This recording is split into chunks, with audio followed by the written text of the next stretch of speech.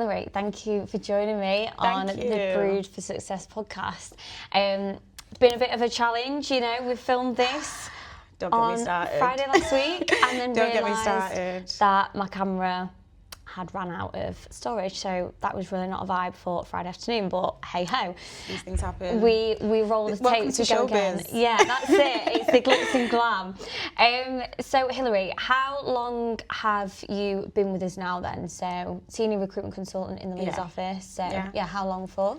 I started here in May last year, so it's coming up to a year. It's crazy. It feels like you've been here so much longer than that. Like, it does feel like time flies when you're having fun. Yeah, literally. But yeah, no, it does. It's like I'm furniture here now, but I've only just been here a year next month now. Yeah. But I've been in recruitment before for a couple of years as well, so I did 2 years at another company. Okay, nice. So I suppose coming from another recruitment firm and then joining us at Novartis, what would you say was maybe like the biggest difference from being at your old company and then coming here and thinking, okay, this is different, got to adjust to this? I'd say because it was such a big difference, like geography, the work that I'm doing. Okay. So I used to do, like when I first started recruitment, I did legal recruitment for US candidates, so lawyers in law firms in America. Okay. And then obviously now doing data centers recruitment, like down the road. It's a bit different. Yeah. But it makes it better because I'd never done a client visit before. Oh really? Yeah. So it's like quite exciting when they were like, you get to do client visits. Obviously went to DC World. Yeah, nice. It's easier to form relationships, I'd say, because the geography is like closer. You've got more in common. Yeah. You can see them in person. You can have the same type of banter with your clients. Yeah. There's not that disconnect. So yeah, I'd say that's probably the biggest difference because it's completely different cultures, type of people different as geography. well. Yeah. And obviously data center construction, like that kind of recruitment is completely different to like lawyers, full on suits within a law firm. Suit They're and really booted. serious. And then your client's here and like, hey, hope you're right. Yeah, you're right. Just needed someone on site in a couple of weeks' time. And I'm like, oh wow. Yeah, it is different. Yeah. Okay. Well, you've actually got a bit of a name for yourself over in the Doncaster office specifically. Josh, one of our newest recruits, actually thought you were called Tiffany. Don't know where that came from, but yeah, I thought it was called Tiffany. But yeah, he was like, oh, who's that girl who's like always making like the top billings when it comes through on the screen? I mean, I'll take that. Is that Tiffany? That's like a good thing to be known for. If you're like, she makes good billings. Yeah, so maybe not the right name. Yeah, it's actually Hilary, but yeah, I am making like 36 grand billings. Yeah, you are correct on that one. That's really good. So yeah, you are sort of associated as the girl who has the high billings. So what's your secret? How are you knocking out these figures? Can't let all my secrets out. No, I'm joking. I never know what to respond because like James says that sometimes and he's like, any tips and tricks? Like, how do you do it? And I'm like, I'm just doing my job. Like, you know, when you just do it every day, you just think, surely I'm like not good, but it's nice to be asked. I'd say definitely like personality and relationship building is a big thing. Yeah.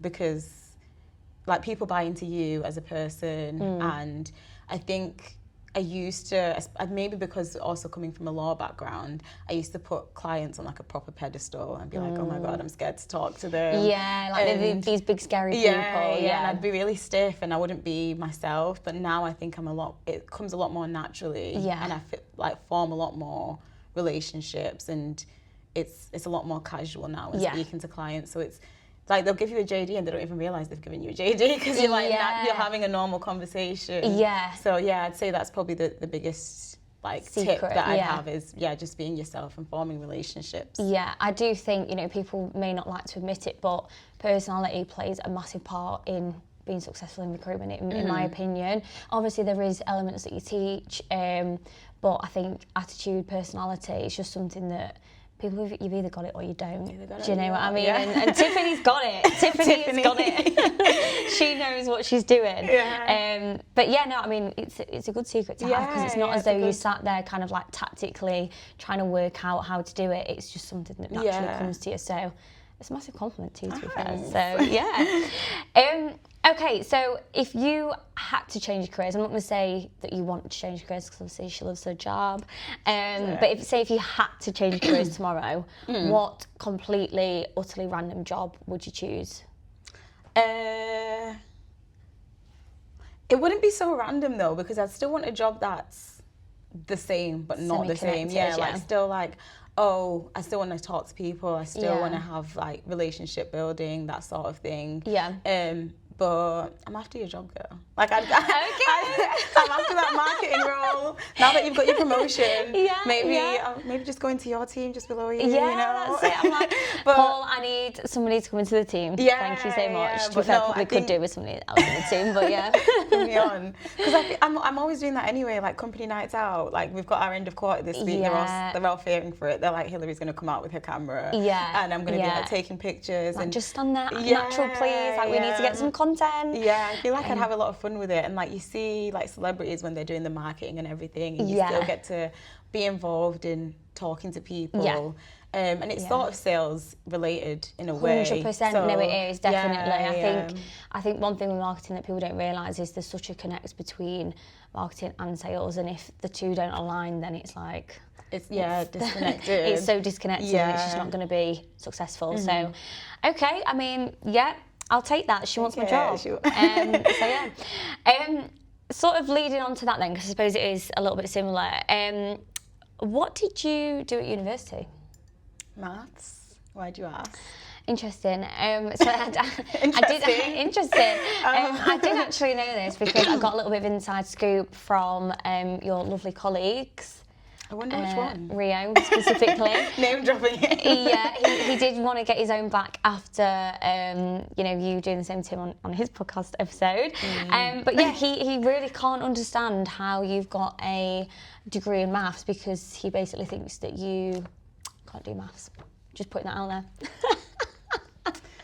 So tell us, explain, like, where does this come from? Why is Rio saying this? I feel like it's not just him as well. Like, people will be like, oh, we need to calculate this, and they'll all look at me and be like, Hillary, you've done maths, right? And I'm like, yeah, I guess. It's not the same. Like, it's different. Like, it's completely different, because, like, the last time I did proper maths, like, actual calculations was probably like sixth form. Okay. And when you do it in a degree, it's more like the theory behind why numbers are certain numbers, like prove why 0 is 0, prove why all the odd numbers are odd. No, but how do you actually prove that? Can you remember how you meant to prove that? Because I want to know. It's like theory based. That's what I want to know too.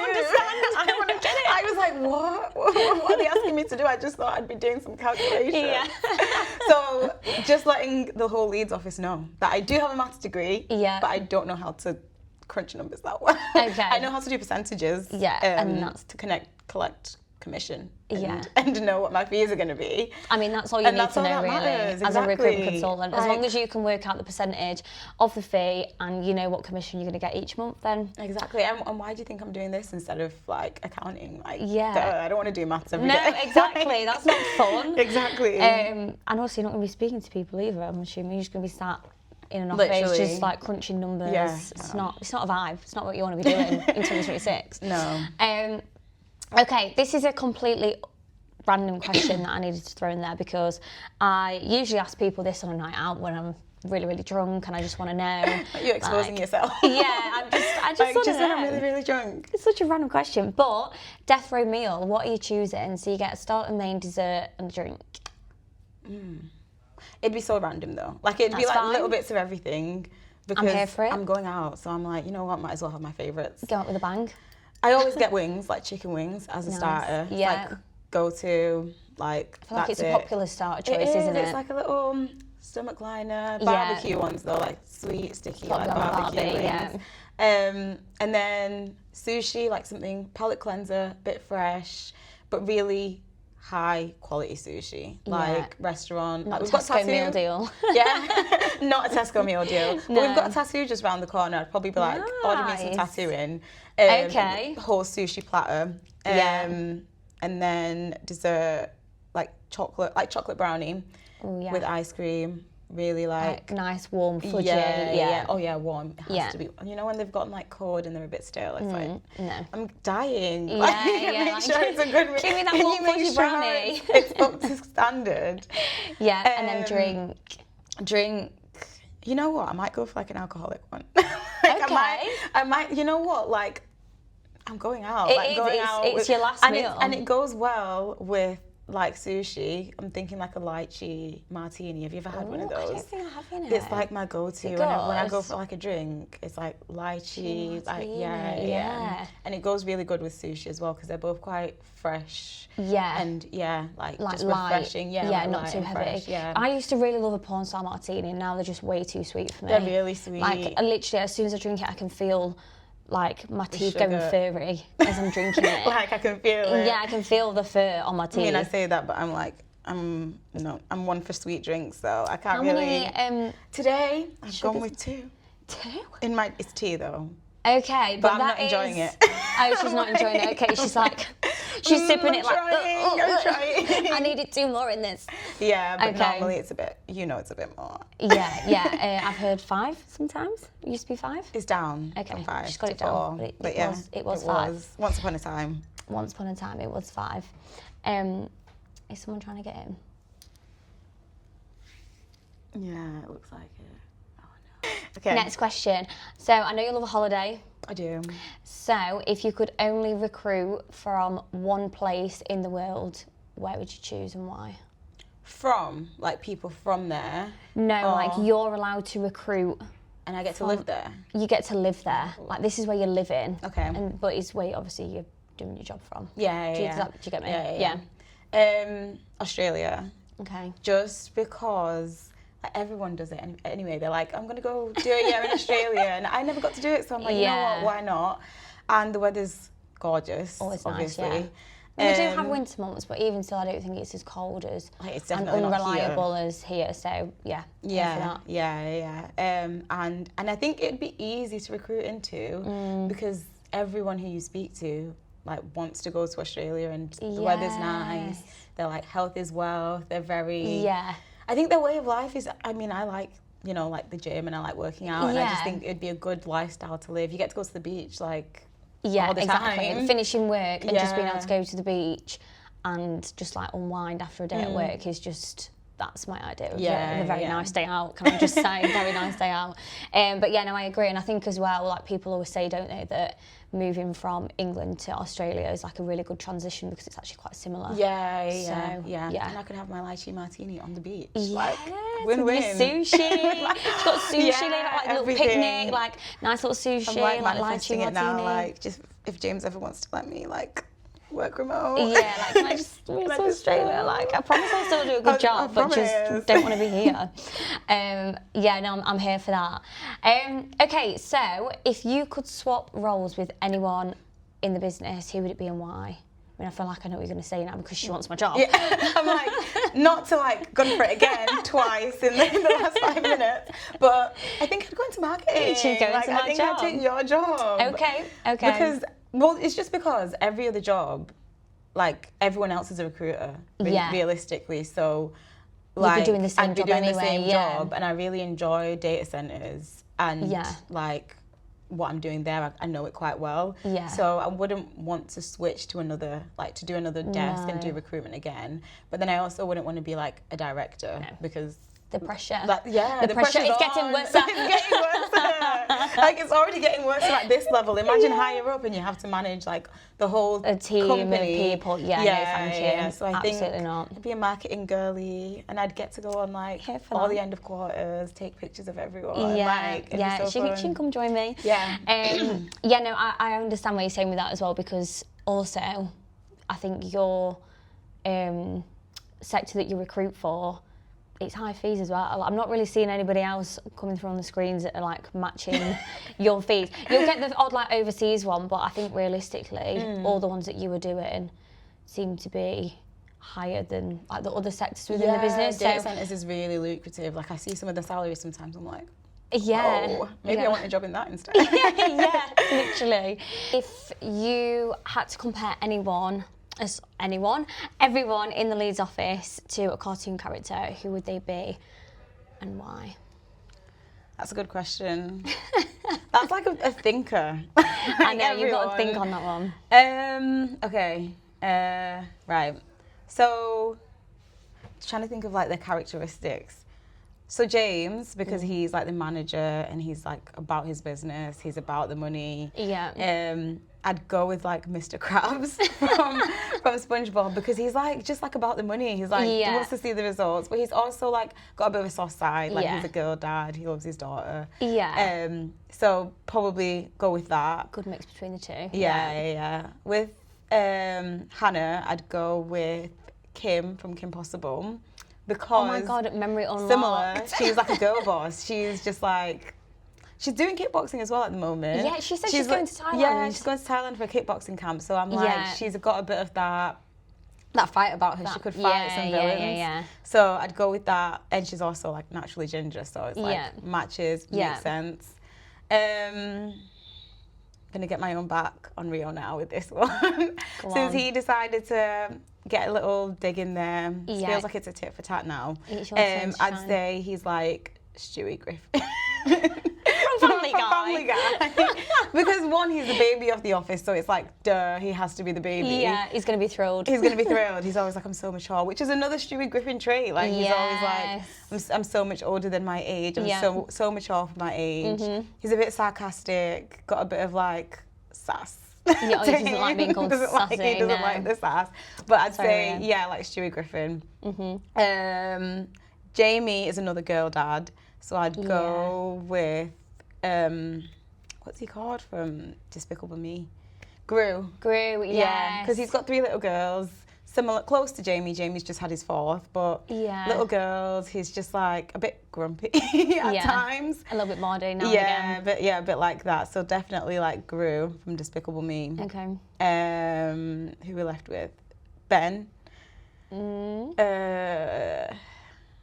likes... What vibes does Ben give off? Ben gives off like he likes a beer and a snack, which is like Homer Simpson maybe. Oh my god! Like, he loves his donuts, he loves his beer. Yeah.